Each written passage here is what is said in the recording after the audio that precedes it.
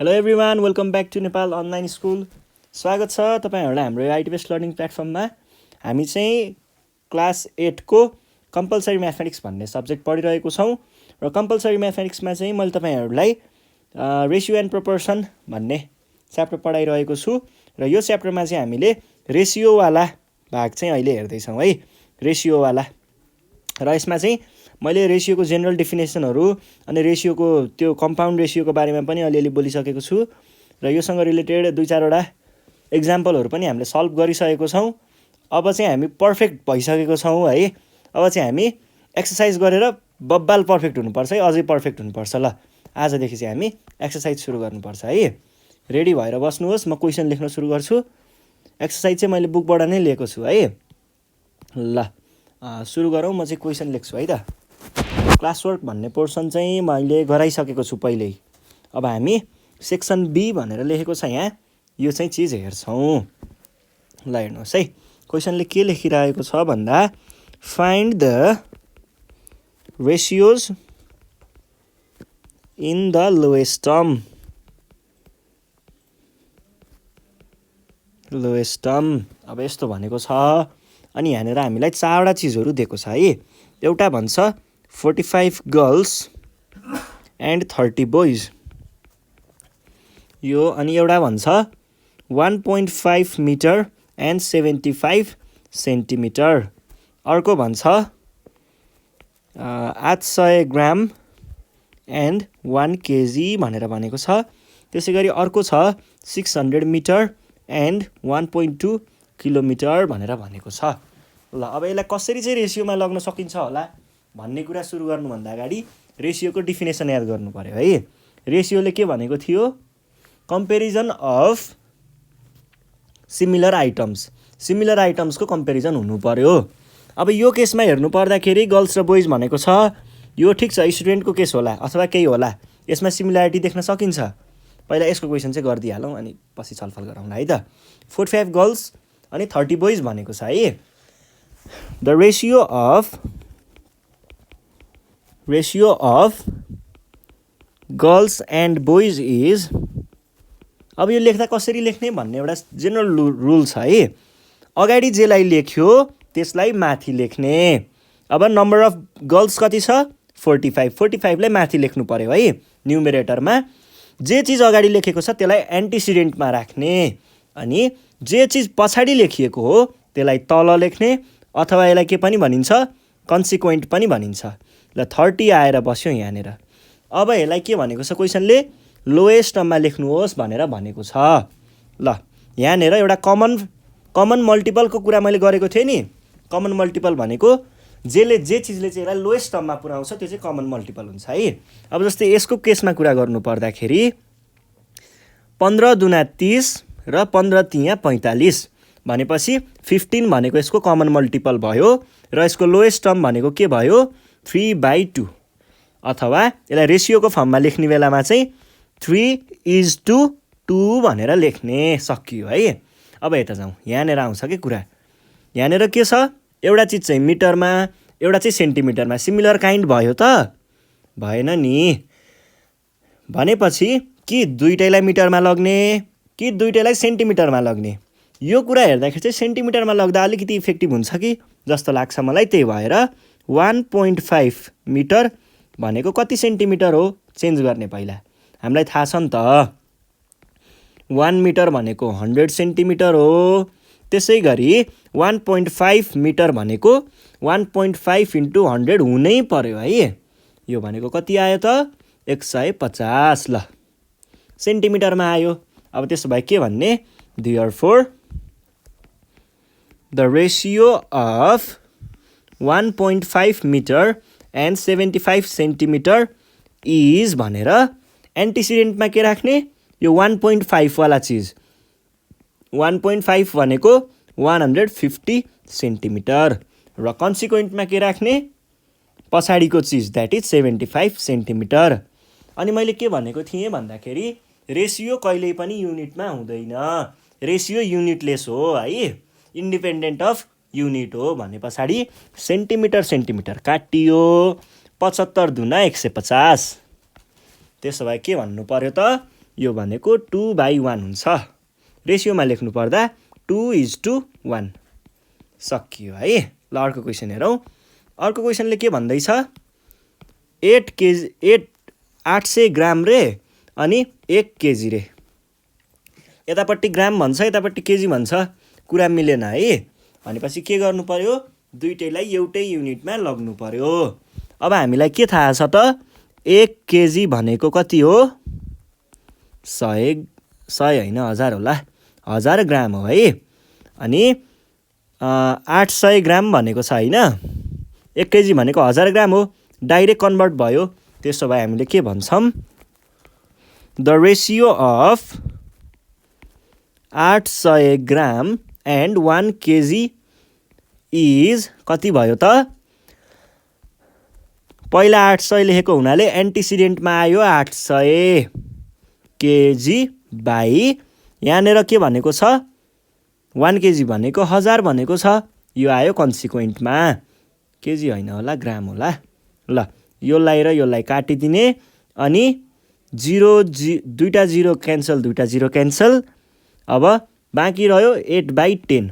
8/10 भनेको 4 दुना 8 र 5 दुना 10 भने पछाडि यहाँ 4 यहाँ 5, 4/5। यसलाई लेख्नु पर्दा के लेख्ने, 4:5 सकियो है। ल अर्को क्वेसन हेरौँ। अर्को क्वेसनले के भन्दैछ, यहाँनिर चाहिँ मिटरमा दिने, यहाँ चाहिँ किलोमिटर भन्दैछ, कुरा मिलेन है। त्यसो भए अब यसलाई मिटरलाई किलोमिटरमा चेन्ज गर्नु पर्यो, कि त किलोमिटरलाई मिटरमा चेन्ज गर्नु पर्यो, एउटालाई चाहिँ चेन्ज गर्नै पर्यो है। र यहाँनिर हेर्दाखेरि के देखिन्छ भन्दा, मिटरलाई किलोमिटरमा भन्दा किलोमिटरलाई मिटरमा लग्यो भने चाहिँ अलि मजा आउँछ कि जस्तो छ। ल यो भनेको 1000 metre.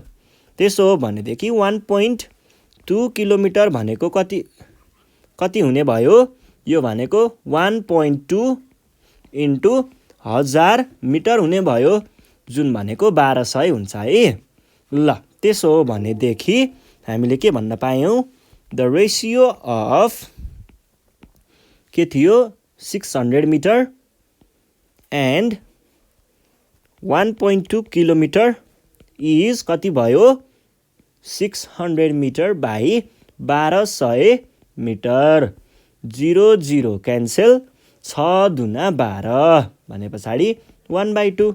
Therefore ratio is equals to कति भयो, 1:2 सकियो। सजिलो हुन्छ क्या यस्तो कुराहरू। ल अर्को क्वेसन हेरौँ है। अर्को क्वेसन छ, question number 2, find the compounded ratio भनेर भनेको छ।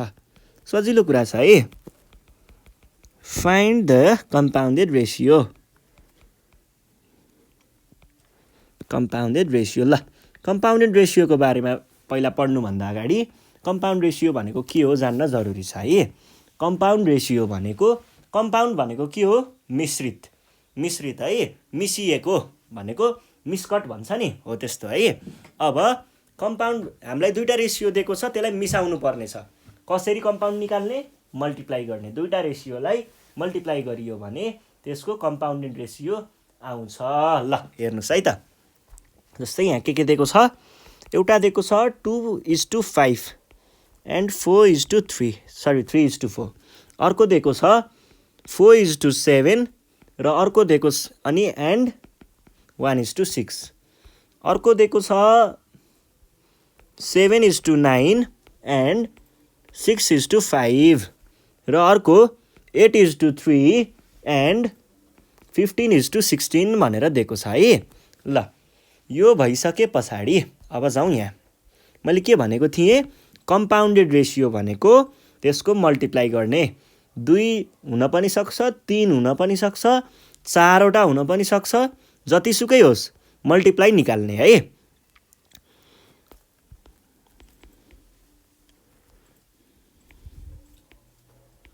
Compound ratio is equals to के भयो, 2:5 इन्टु 3:4। यो भनेको 2/5 टाइम्स 3/4 हुन्छ। 2 त्यहाँ 6, 4 पञ्चे 20। अब हेर्नुहोस् है, यहाँनिर के भयो त, 6 भनेको कति हो, 2 टाइम्स 3, 2 टाइम्स 3 भइसके पछाडि यसलाई हामी लेख्छौँ 2 टाइम्स 3 लेखौँ। यो भनेको 2 टाइम्स 10, यहाँबाट 2 र 2 क्यान्सल, बाँकी रह्यो कति 3/10 र कम्पाउन्डेड रेसियो भनेको के रहेछ 3:10 रहेछ है। यसरी निकाल्ने हो। ल यो क्वेसन हेरौँ। यसले के भन्दैछ 4:1 र 1:6। यसमा त्यही हो कुरा, द कम्पाउन्डेड रेसियो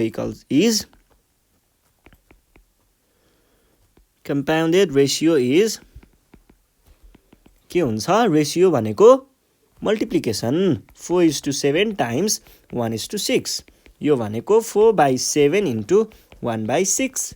अब हेर्नुहोस् है यहाँनिर 2 दुना 4, 2 तिया 6 भने पछाडि यो भनेको 2/7 तिया 21। ल यो भनेको के भयो त 2:21 इज आवर एन्सर। ल अर्को क्वेसन हेरौँ। अर्को क्वेसनले के भन्दैछ 7:9 र 6:5 भनेर भनेको छ। यसको हामीले निकाल्न के गर्नुपर्छ मल्टिप्लिकेसन भने पछाडि ल ट्राई गरौँ त। द कम्पाउन्ड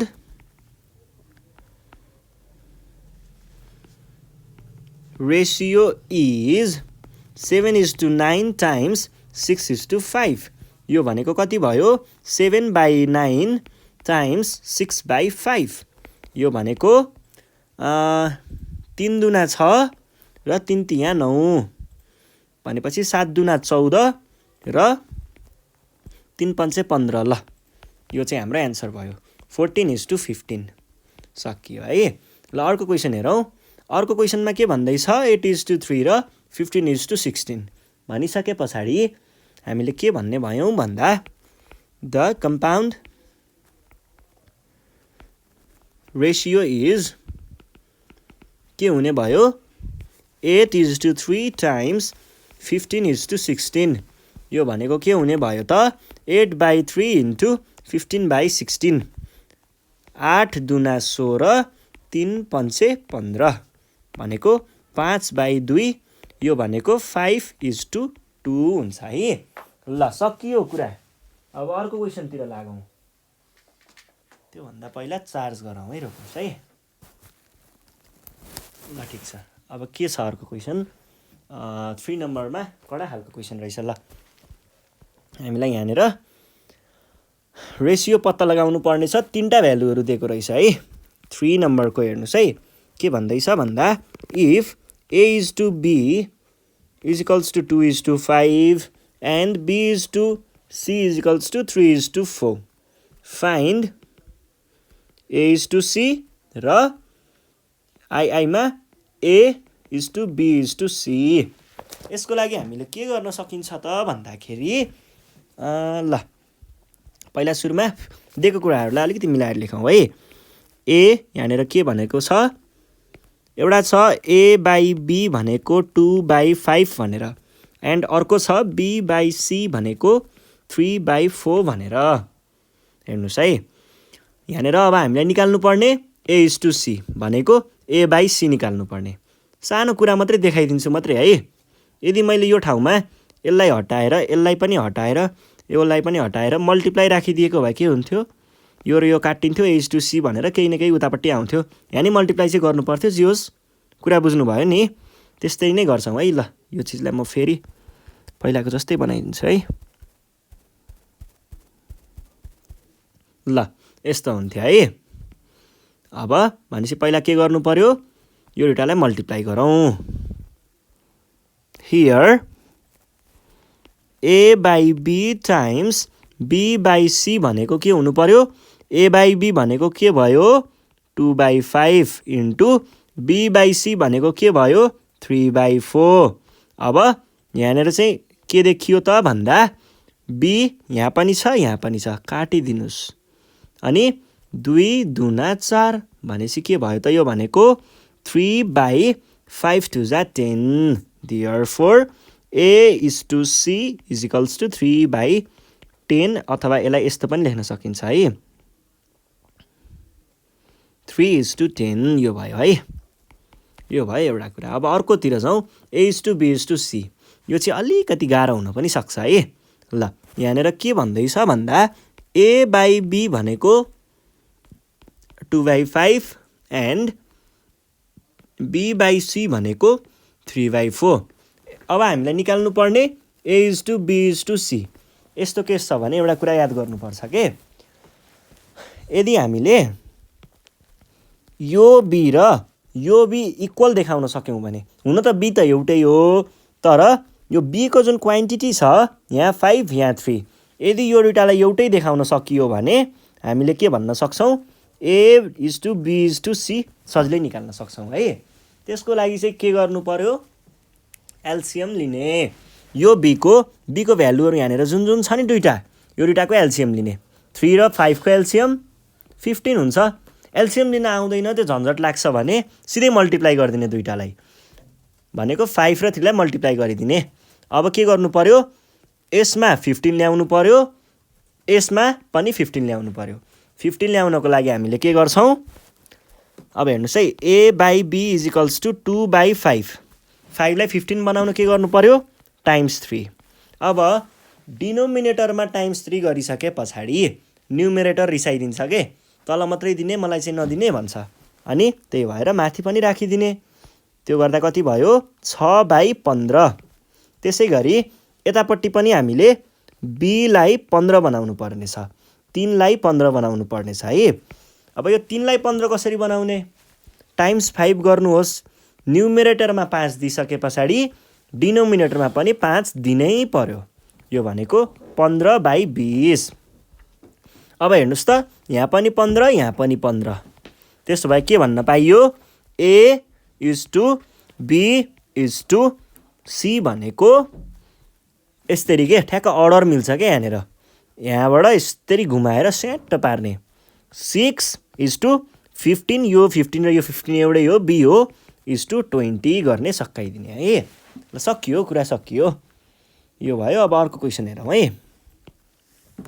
अर्को क्वेसनले चाहिँ हामीलाई के भनिरहेको रहेछ भन्दाखेरि, अर्को क्वेसनमा यस्तै कुरा रहेछ। B नम्बरमा x/y = 1:2, y/z = 4:5 पत्ता लगाउनुहोस् x/z र x/y/z। अब यो कसरी पत्ता लगाउने होला त भन्दाखेरि ठ्याक्कै अहिलेको जस्तै कुरा हो, यहाँनिर दिएको कुराहरूलाई तलमाथि पार्ने मात्रै हो। x/y = 1:2 भन्नुको अर्थ x/y = 1/2 एउटा कुरा। अर्को कुरा y/z = 4:5 भन्नुको अर्थ y/z = 4/5।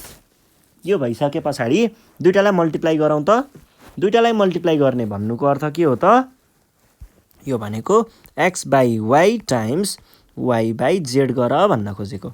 x/y भनेको कति हो, 1/2, y/z भनेको कति हो, 4/5, बिचमा मल्टिप्लिकेसन।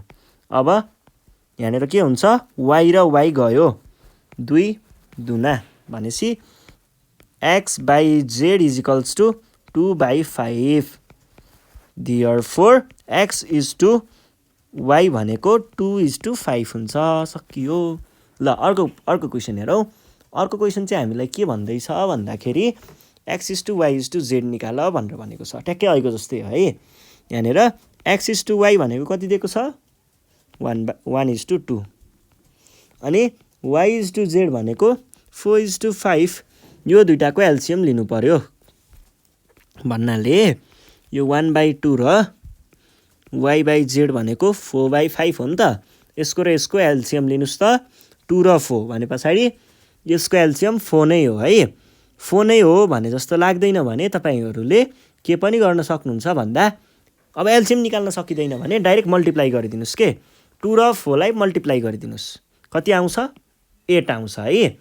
8 आउने भइसके पछाडि यही 8 तल नि माथि नि बनाउनु पर्यो। x/y भनेको 1/2 इन्टु 2 लाई 8 कसरी बनाउने, ×4 गर्ने, 2 × 8 बाई, अब तल राखिसकेपछि माथि पनि राख्नु पर्यो 8। त्यसै गरी यतापट्टि y/z = 4, 4 लाई 8 कसरी बनाउने, ×2 गर्ने, 5 × 2, यो भनेको के भयो, 8/16। यतापट्टि के भयो, 8 बाई कति भयो, 8/10 अब सरी यहाँ 16 4 2 जा 8 8 2 यहाँ 4 पो हुन्थ्यो यहाँ 4 है यहाँ 4 4 2 जा 8 4 अनि यहाँनिर पनि आयो 8 है अब यो भनेको के भयो 8 र 8 एउटै आयो स्याट यस्तो खालको गरेर जान्छ therefore x is to y is to z भनेको कति आयो 4 is to 8 is to 10 अब यो तीनटैबाट 2 कमन लिन मिल्छ भनेपछि 2 लाई बाहिर निकाल्ने अनि कति भयो 2 दुना 4 भने पछाडी यो भनेको चाहिँ 2 दुना 4 भयो 2 दुना 4 2 is to 4 is to 5 यो 2 लाई हटाउने किनकि यो सिम्पलेस्ट फर्ममा लग्न खोजेको हो यो 2 क्यान्सल हुनेवाला 2 हो के यसलाई यसरी नलेख्न पनि पाइन्छ यो भनेको 2 is to 4 is to 5 तर उपाय राम्रो भनेको चाहिँ के हो त यसलाई यहीँनेर सकिन्छ भने यसैमा मिलाउने है यो पोइन्टमै मिलाउने जस्तै यहाँ 8 छ नि 4 दुना 8 हैन त 4 दुना 8 त हो तर योसँग कुरा मिल्दैन योसँग कुरा मिलाउन हामीले 4 राख्दाखेरि चाहिँ सकिन्छ कि जस्तो लाग्छ मलाई भने पछाडी यहाँनेर 2 बनाउने यसलाई काटेर 4 अनि योलाई काटेर 4 यसलाई काटेर 5 2 4 र 4 अनि 5 सकियो कुरा यसरी सल्भ हुन्छ है त ल यही हो आज हामी यति नै गर्छौं है योभन्दा नेक्स्ट सिरिजमा चाहिँ हामी बाँकी रहेका प्रब्लमहरुको सोलुसन लिएर आउनेछौं त्यतिखेरसम्मको लागि नेपाल अनलाइन स्कुल बिदा माग्न चाहन्छ तपाईहरु घरमा प्र्याक्टिस गर्दै गर्नु पर्यो र आउनेवाला टपिकलाई पनि सकिन्छ भने सल्भ गरेर ल्याउनु पर्यो सकिदैन भने ठिकै छ आजसम्मको चाहिँ रिभाइज गर्नु पर्यो है ल त्यतिखेरसम्म बिदा माग्न चाहन्छु साथीहरुलाई भिडियो शेयर गर्दै गर्नु होला र सब्स्क्राइब गर्न नबिर्सिनु होला है त धन्यवाद।